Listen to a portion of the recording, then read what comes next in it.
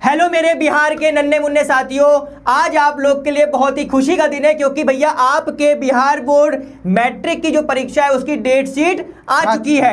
जैसे कि हमने भी आपको शॉर्ट्स के माध्यम बताया था कि इसकी पूरी डिटेल लेकर के हम आपके सामने आने वाले हैं। तो जी हाँ, आज हम आपके सामने यहाँ पर आ चुके हैं।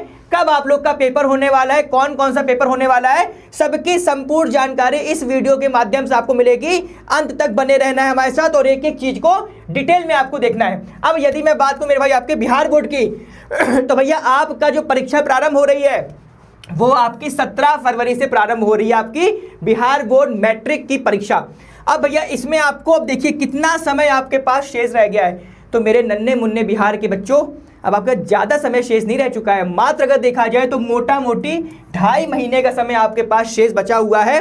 और इस साल आपको कितने छात्रों के साथ कंपटीशन करना है ये भी जानकारी अपने पास रख लो, क्योंकि भैया लगभग 15 लाख बच्चे इस साल मेरे भाई क्या है 10वीं की परीक्षा देने वाले हैं। और इन्हीं 15 लाख बच्चों में से कोई एक बच्चा होगा जो स्टेट टॉपर बनेगा बिहार का। तो मेरे भाई समय बिल्कुल आपको गंवाना नहीं है।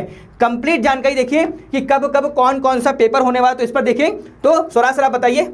देखो, तो जैसे कि आपसे पता है कि हम लोग 2 शिफ्ट में एग्जाम लेते हैं, 2 शिफ्ट की तैयारी करते हैं। तो होता क्या है कि बहुत बच्चों का ये कहना होता है कि सर जो पहला शिफ्ट का एग्जाम होता है वो बहुत ही आसान होता है और सेकंड शिफ्ट वाला जो पेपर होता है भारी हो जाता है, मुश्किल आ जाता है। तो ऐसा कुछ नहीं है। देखो, अगर आप प्रिपरेशन अच्छे से कर लोगे, अगर आपने अच्छे से मतलब पूरा अच्छे से जीव जान लगा कर अच्छे से पढ़ाई किया है तो कोई पेपर टफ नहीं होता है, कोई पेपर मुश्किल नहीं होता है। भले वो प्रथम पाली का हो, भले वो फर्स्ट शिफ्ट का हो, भले वो सेकेंड शिफ्ट का हो, सबका लेवल सेम रहता है। बस बच्चे ऐसे अपने मन में धारणा बना लेते हैं, वैसे धारणा आपको बनाने की जरूरत नहीं है। तो चलिए मैं आपको थोड़ा डेट बता देता हूँ कौन कौन सी डेट पे क्या क्या एग्जाम होने वाली है।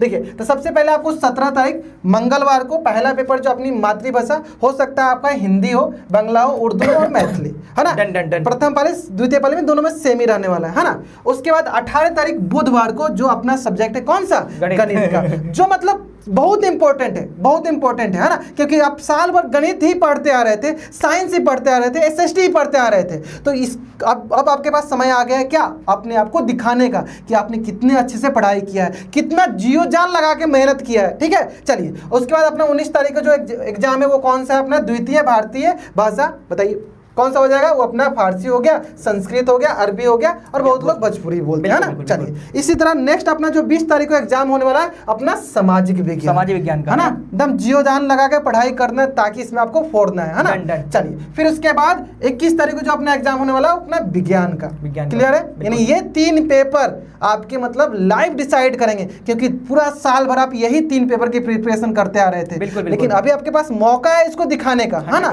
चलिए फिर 23 तारीख को अपना अंग्रेजी का एग्जाम होने वाला है। बिल्कुल। भले ही अंग्रेजी का मार्क्स आपका मार्कशीट में जुड़ता नहीं है, लेकिन अगर आप अंग्रेजी में फेल हो गए तो आपको बहुत ही परेशानी झेलना पड़ सकता है। बिल्कुल, क्योंकि बाद में अगर कोई गवर्नमेंट का एग्जाम दे रहे हो, बहुत सारे ऐसे एग्जाम होते हैं जिसमें अंग्रेजी के मार्क्स को वैल्यू दिया जाता है। अंग्रेजी में अगर फेल हो गए तो वहां पे आप पीछे चले जाओगे। एक्चुअली क्या ना, ये लोग सीरियस नहीं लेते हैं, लेकिन बेटा इंपॉर्टेंस हर एक सब्जेक्ट की होती है, चाहे वो इंग्लिश हो चाहे वो हिंदी हो, लेकिन आपको यहाँ पर ध्यान देना पड़ेगा। सभी सब्जेक्ट को इक्वल टाइम दो, अच्छे से पढ़ो सारे सब्जेक्ट, सभी में पास होना जरूरी है ना। चलिए इसके बाद अपना 24 तारीख को हो गया, 25 तारीख को हो गया, अपना ऑप्शनल सब्जेक्ट रहने वाला है। तो जो आपका ऑप्शनल सब्जेक्ट आप दे दीजिएगा। बिल्कुल ठीक है। और बेटा अब आप लोग के पास बहुत टाइम नहीं रह गया है कि भैया अब हम लोग खेल ले कूद ले, भैया हो चुका। जब डेट शीट आ जाती है ना तो जो अच्छा विद्यार्थी होता है वो डेट शीट को देखता है, उसको पूरा कैलकुलेट करता है और अपनी परीक्षा की रणनीति बनाना तैयार कर देता है। तो अच्छे बालकों की तरीके से अब आप लोग को अपनी रणनीति बनानी है। और हम लोग क्या करने वाले हैं, हम आपकी इस रणनीति में आपका पूरा साथ देंगे।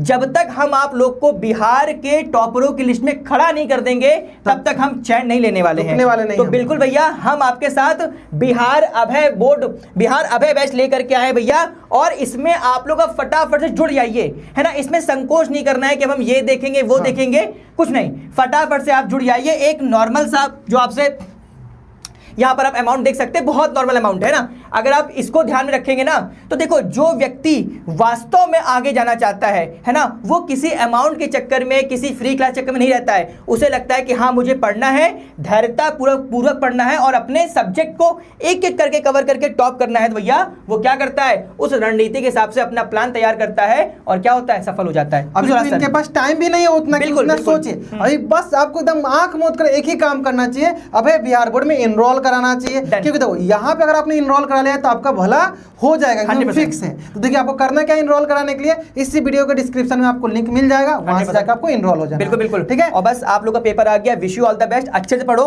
हमारे साथ अपनी तैयारी को संपूर्णता के साथ कवर करो, और हमारा ये आशीर्वाद भी है और हमारा ये बड़े भाई होने के नाते आपको प्यार भी है कि हम आपको इस साल क्या बनाने वाले हैं, स्टेट टॉपर बनाने वाले हैं। So wish you all the very best. चलिए मिलते हैं हम लोग अभय बैच में।